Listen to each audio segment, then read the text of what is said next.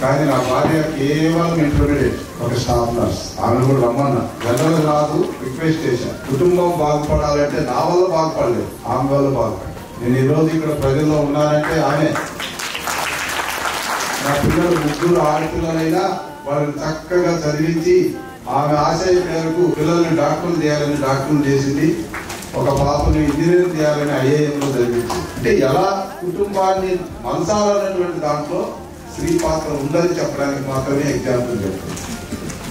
పిల్లలు కూడా కలెక్టర్, ఆమె కూడా ఒక అమ్మ, ఒక ఇంటి ఇల్లాలు, పిల్లలకు తల్లి, ఒక భర్తకు తోడు మీద. ఆ తల్లిని కూడా ఈరోజు రమ్మన్నా, అమ్మ నువ్వు రావాలి.